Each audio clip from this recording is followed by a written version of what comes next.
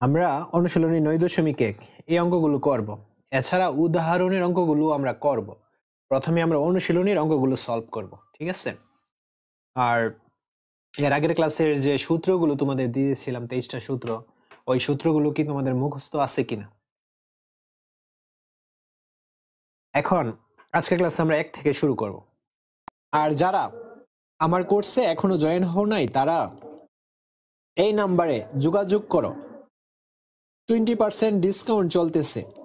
English এবং math ফুল অর্ধবার্ষিক সিলেবাসটা complete করতে পারবে। তোমাদের তো মেইন ইংলিশ এবং ম্যাথ, এবং হাফ ইয়ারলি পর্যন্ত, কিন্তু প্রতি মাসে যে 1360 করে এমন না, একবারে 1360। তো এই শেষ সুযোগ। আমাদের যত স্টুডেন্ট বাড়বে তত আমাদের কোর্স ফিটা বেড়ে যাবে। তো আর বেশি কিন্তু সিট নাই। তো আমরা প্রথমে প্রশ্নটা পড়ে নিব, দেন অঙ্কগুলো সলভ করব, ঠিক আছে? 1 নম্বরে কি বলছে? নিচের গাণিতিক উক্তিগুলোর সত্য মিথ্যা যাচাই করো, তোমার উত্তরের পক্ষে যুক্তি দাও। অর্থাৎ এখানে 4টা প্রশ্ন দেওয়া হয়েছে, এগুলো সত্য নাকি মিথ্যা সেগুলো আমি যাচাই করব, দেন আমার উত্তরের পক্ষে যুক্তি দিব। ওকে, তো প্রথমে কি বলছে? 10a এর মান সর্বদা 1 এর চেয়ে কম। 10 এর মান কি সর্বদা 1 এর চেয়ে কম কিনা সেটা আমাদের যুক্তি দিতে হবে, এটা কি সত্য নাকি মিথ্যা। তো তার আগে দেখো, এখানে একটা ত্রিকোণমিতিক অনুপাত দেওয়া আছে। এই যে দেখো, এখানে ত্রিকোণমিতিক অনুপাত দেওয়া রয়েছে। এটা হচ্ছে এই যে ছকটা, এটা হচ্ছে 9.2 এর। তবে আমাদের এই 1 এর কয়ের অঙ্কগুলো সলভ করার জন্য 9.2 এর যে সূত্রগুলো হালকা একটু দেখতে হবে, এই মানগুলো আর কি, অনুপাতের মানগুলো। আচ্ছা দেখো, আমাদের বলছে কি 10 এর মান সর্বদা 1 এর চেয়ে কি বলছে, 1 এর চেয়ে কম বলছে কিনা আমরা এখন দেখি। 10 30 ডিগ্রির মান 1/√3। এই যে 10 30 ডিগ্রির মান কি 1/√3 না? তুমি একটা ক্যালকুলেটর নিবা, 1 দিবা, ভাগ করবা √3 কে। 1 কে √3 দ্বারা ভাগ করলে তখন এর মানটা তুমি 1 এর চেয়ে ছোট পাবা, 1 এর চেয়ে ছোট পাবা। আচ্ছা, তো এই শর্ত অনুসারে কিন্তু মিলছে 10 এর মান 1 এর চেয়ে কম, এটা ঠিক আছে। তো এখন দেখো 10 45 ডিগ্রি সমান আমরা কি পাচ্ছি? এই যে 1 পাচ্ছি না, 10 45 ডিগ্রি সমান 1। কিন্তু 1 তো 1 এর সমান, তো সবসময় তো ছোট হইল না, 1 তো 1 এর সমান হইল। তারপর 10 60 ডিগ্রির মান কি √3। √3 যখন তুমি ক্যালকুলেটরে চাপ দিবা, √3 লিখবা, লিখে তখন দেখবা 1 এর চেয়ে মানটা বড় আসছে। তো আমাদের যে প্রশ্নটা ছিল এখানে বলছে যে 10 এর মান সর্বদা 1 এর চেয়ে কম, কিন্তু আমরা তো 1 এর সমানও দেখছি, আবার 1 চেয়ে বড়ও দেখছি। তো এটা কিন্তু আমাদের সত্য না, এখন আমাদের এটা ব্যাখ্যা করতে হবে, ঠিক আছে? তো চলো আমরা এখন উত্তরটা লিখে নিই।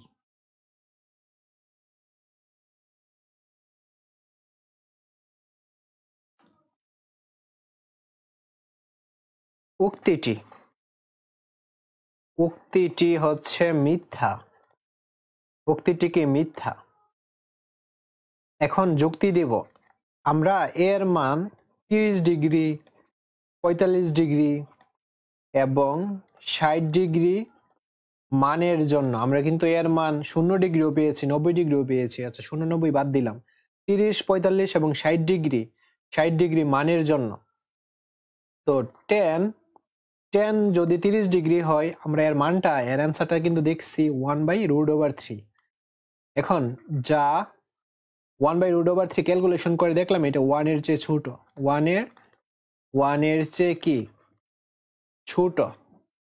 আচ্ছা, তারপর আমরা 10 45 ডিগ্রি দেখি।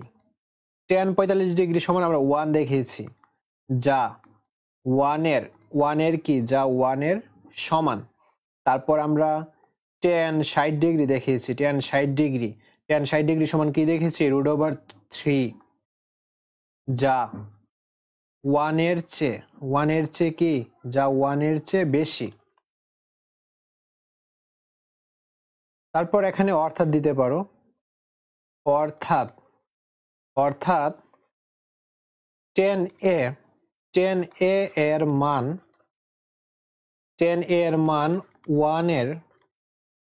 1 এর সমান আচ্ছা সমানটা পরে দিই। 10a এর মান 1 এর কম, 1 এর কম সমান বা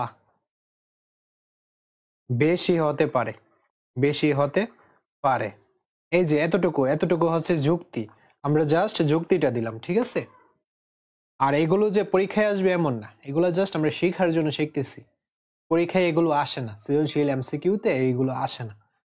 যেগুলো আসবে আমি ওইগুলো জোর দিয়ে বলবো যে এইগুলো ইম্পর্টেন্ট, এইগুলো আসবে। ওকে, আচ্ছা আচ্ছা, তারপরের প্রশ্নটা কি বলছে? খ নাম্বারটা, কট এ হলো কট ও এ এর গুণফল।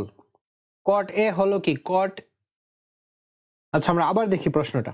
কট এ হলো কট ও এ এর গুণফল, অর্থাৎ এখানে তারা বলতেছে কট এ, আমরা তো জানি এটা হচ্ছে কোণ, কটের কি? কট অনুপাতের একটা কোণ। এটা আমরা ওই ক্লাসে কিন্তু শিখছিলাম, কট এ থাকতে পারে বা কটের সাথে বি থাকতে পারে, যেগুলাই থাকুক না কেন, বা কট থিটা থাকতে পারে, যেগুলাই থাকুক না কেন, এটা হচ্ছে কোণ। তো এখানে তারা বলছে কট এ হলো কট ও এ এর গুণফল। এখানে কট এ যে আছে এটা তারা বলছে এরকম কট এবং এটা গুণ আকারে আছে, কিন্তু এটা গুণ আকারে নাই।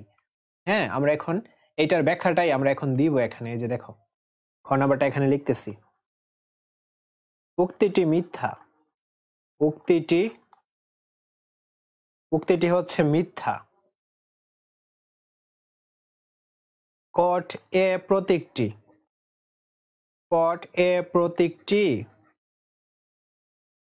এই যে এ কোণের, কট এ প্রতীকটি এ কোণের কটেনজেন্ট, কটেনজেন্টের অনুপাতকে, অনুপাত, অনুপাতকে বোঝায়। এই যে দেখো, এখানে দেখো, এই যে কটের পূর্ণরূপ হচ্ছে কটেনজেট, এখানে কট দ্বারা কটেনজেটের অনুপাতকে বুঝাইছে, ঠিক আছে? তো কটে প্রতীকটি এ কোণের কটেনজেট এর অনুপাতকে বোঝায়, ঠিক আছে? কটের অনুপাতটা কত ওইটা বোঝায় এই এ কোণটা দ্বারা। এখানে কোনো গুণফল বোঝায় না যে কট এবং এ গুণফল, এরকম বোঝায় না। ক্লিয়ার? আচ্ছা, অর্থাৎ অর্থাৎ এ হলো কট ও এ এর গুণফল, কট ও এর গুণফল নয়, ঠিক আছে?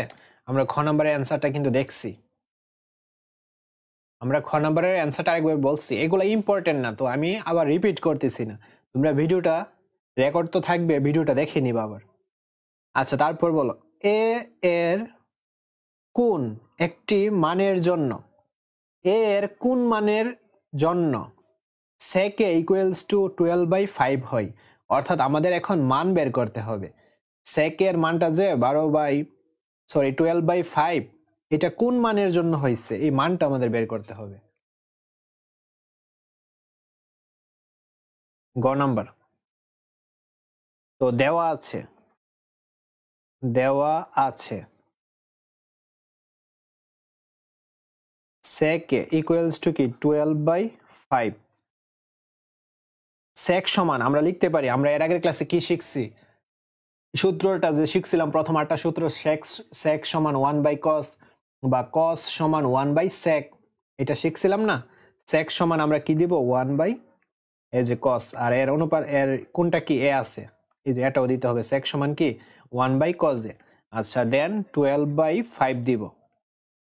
তো তারপর আমরা আর গুণ করবে, এই যে cos a এবং 12 গুণ হবে, 1 এবং 5 গুণ হবে, cos a আর 12 গুণ হইলো, আর 5 আর 1 গুণ দিলে তো 5ই, দেন cos a ঠিক থাকবে আর 12টা নিচে চলে যাবে, 5টা উপরে, ঠিক আছে? এখন আমাদের তো জাস্ট বলছে এর কোন মানের জন্য, এর মানটা আমাদের বের করতে হবে। তো এর মানটা আমরা কিভাবে বের করব দেখো, এই যে cos, আচ্ছা cos দরকার নেই, এখানে আমরা তো জাস্ট এর মান বের করব, বাম পাশে আমরা এটা রাখবো, এই যে এটা রাখলাম। দেন ডান পাশে যদি এই যে এই দিকে যদি cosটা চলে যায়, সেই ক্ষেত্রে আমরা cos ইনভার্স দিব, cos এই যে -1, এটাকে বলে ইনভার্স, cos ইনভার্স। দেন আমাদের কি আছে 5/12 আছে। ওকে,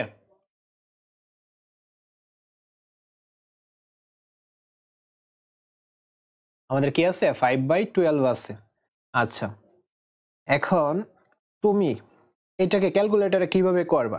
ক্যালকুলেটরে তোমার ক্যালকুলেটরে অবশ্যই শিফট আছে, শিফট ক্লিক করবা, শিফট চাপ দেওয়ার পর তুমি এই যে কসটা লিখবা। তুমি যখন শিফটে চাপ দেওয়ার পর কসটা লিখলা তখন তখন কিন্তু এই যে কস ইনভার্স এটা হয়ে যাবে। ঠিক আছে, আমি আবারও বলতেছি এটার অ্যান্সারটা কিভাবে বের করবা। শিফটে প্রথমে চাপ দিবা, দেন কসে ক্লিক করবা। চাপ দেওয়ার পর তুমি কি করবা জানো, একটা ব্র্যাকেট দিবা। এই যে ব্র্যাকেট, ব্র্যাকেট দেওয়ার পর উপরে কি আছে 5 আছে, 5 কে ভাগ করব কি দিয়ে 12 দিয়ে, দেন আবার ব্র্যাকেটটা ক্লোজ করবা, তারপর সমান চাপ দিবা, দেন অ্যান্সারটা বের হবে। অ্যান্সারটা বের হবে হচ্ছে এই যে 65.38 উপরে উপরে আমাদের ডিগ্রি চিহ্নটা দিতে হবে, ডিগ্রি 65.38 ডিগ্রি। ওকে, তো এটা হচ্ছে এ এর মান, এটাই হচ্ছে উত্তর। এটা এ এর মান বের করার জন্যই বলছে। ওকে, এটা অতটা ইম্পর্টেন্ট না, তো তারপরেও তোমরা ভিডিওটা দেখে নিবা টেনে।